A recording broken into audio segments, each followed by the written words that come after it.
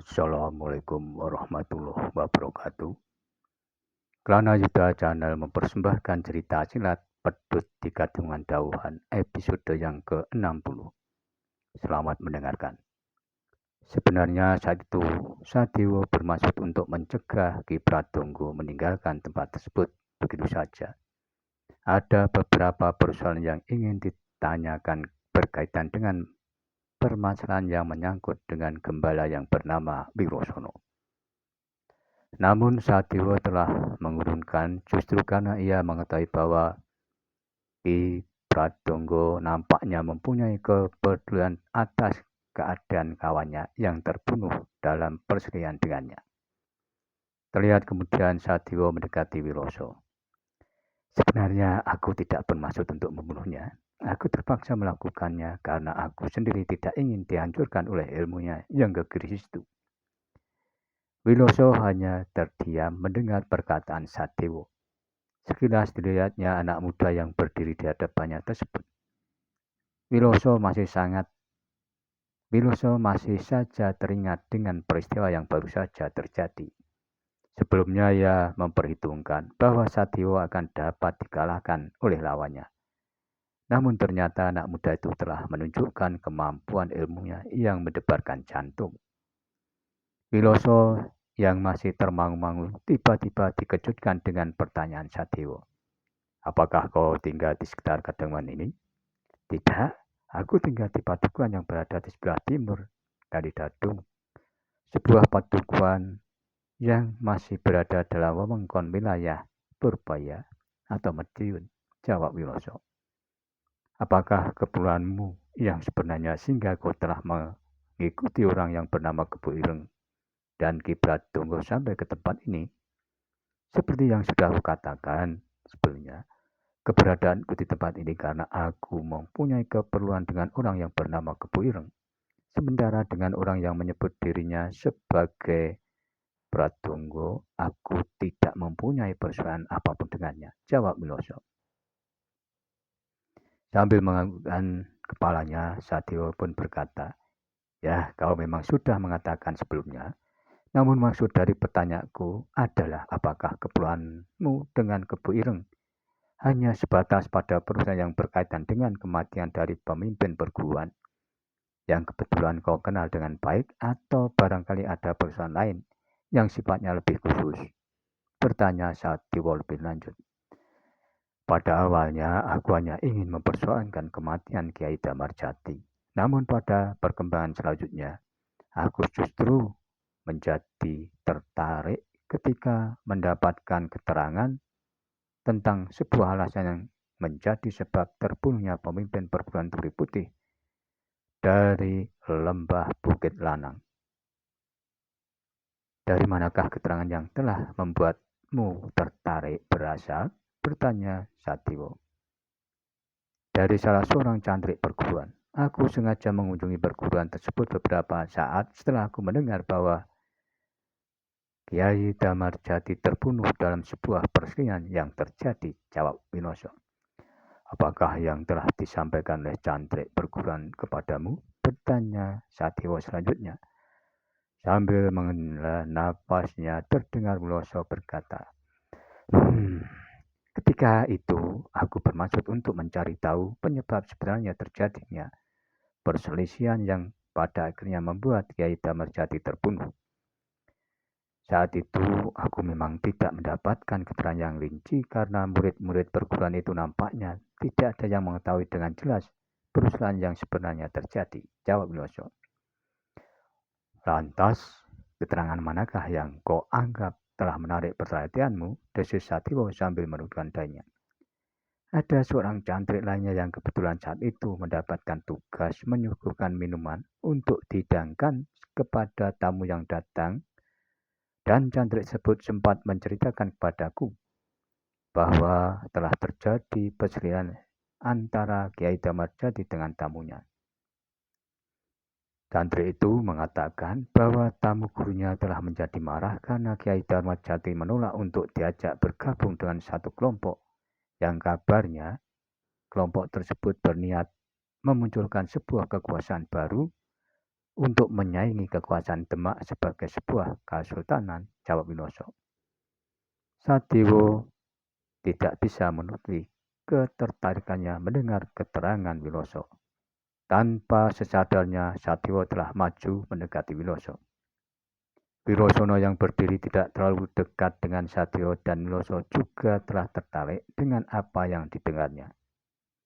Dalam kedudukan yang khusus, Wirosono memang mempunyai kepentingan untuk dapat menyadap bermacam keterangan yang mempunyai keterkaitan dengan tugas yang dilakukannya. Namun Wirosono menyadari keadaannya bahwa saat itu ia hanyalah seorang gembala, sehingga Wirosono bersikap seolah-olah tidak memperdulikan terhadap percakapan yang terjadi. Terdengar kemudian Sadewo bertanya, "Lantas keterangan apakah yang diceritakan oleh cantrik perguruan itu kepadamu?" "Hanya itulah yang diketahui oleh cantrik tersebut. Aku memang mencoba untuk menanyakannya lebih lanjut terkait dengan yang disebutnya sebagai sebuah kelompok yang ingin memberikan sebuah kekuasaan. Namun cantrik itu nampaknya tidak mempunyai pengetahuan yang lebih rinci melebihi apa yang telah disampaikannya kepadaku," jawab Winoso. Mendengar jawaban Winoso, terlihat Sadewo menjadi kecewa. Dengan nada menyiratkan kecewanya terdengar Sadewo berkata, "Bagiku, kalau hanya keterangan yang seperti itu, di manakah sebenarnya letak menariknya? Cantrik itu bisa mengatakan apa saja untuk sekedar membela gurunya. Karena cantrik itu tidak sekalian mengatakan bahwa kelompok yang telah membunuh gurunya adalah sebuah kelompok yang inginkan membangkitkan kembali kejayaan Majapahit. Aku sependapat denganmu. Pada awalnya aku pun kurang begitu menanggapi cerita dari cantrik tersebut," desis Wiroso.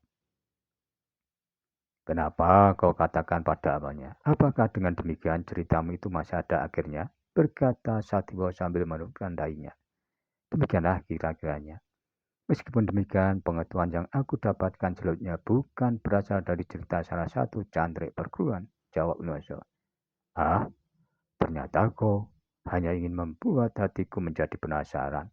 Kenapa tidak sekalian saja kau sampaikan keseluruhan ceritamu dengan tuntas?" berkata Sadewo dengan nada yang menyiratkan kejengkelan hatinya. Sambil tersenyum, Winoso menjawab, "Aku memang akan menceritakan keseluruhan rinciannya."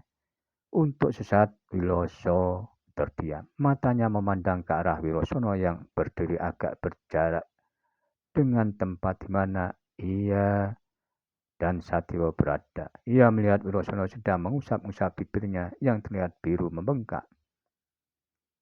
Melihat Wirosono mengarahkan pandangnya ke arah Wirosono, Sadewo pun turut memalingkan pandangannya. Ketika dilihatnya Wirosono tengah mengusap bibirnya yang bengkak, Sadewo tersenyum sambil berdesih liris. "Gembala yang aneh." Wiloso yang mendengar desis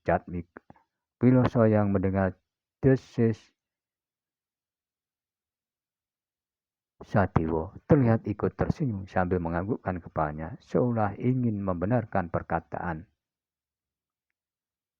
Sadewo. Sementara Wilosono yang menyadari bahwa Sadewo dan Wiloso sedang memperhatikannya hanya terdiam dalam keadaannya.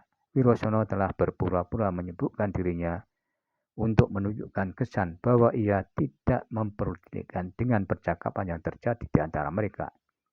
Bahkan Wirosono terlihat telah bergeser menjauh dengan duduk di bawah pohon yang sebelumnya dipakainya untuk berteduh. Meskipun demikian, dengan tanpa menimbulkan kecurigaan, Wirosono terus mencoba menajamkan pendengarannya agar dapat mengikuti pembicaraan yang terjadi.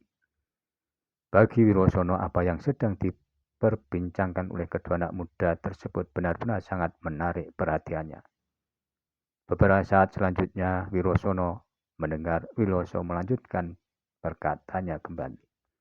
"Cantrik perguruan Turi Putih sempat memberitahukan kepadaku bahwa orang yang telah membunuh Kiai Damarjati bernama Kebu Ireng.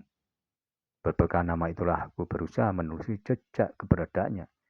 Dari penelusuran yang aku lakukan, pada akhirnya aku berhasil menemukan keberadaan orang yang disebut sebagai Kebu Ireng tersebut." "Penelusuran itukah yang telah membawamu ke tempat ini?" bertanya Sadewo. Pada akhirnya memang demikian, jawab Wiloso singkat. Apakah kau akan berputar-putar lagi dengan keteranganmu? Desis Sadewa. Tidak, aku hanya ingin menyingkat ceritaku saja agar segera sampai pada bagian akhirnya, jawab Wiloso. Lantas, apakah sebenarnya keterkaitan cerita lanjutanmu itu dengan sebuah kelompok yang kau katakan akan memunculkan kekuasaan baru untuk mengimbangi kekuasaan Kesultanan Demak yang sekarang?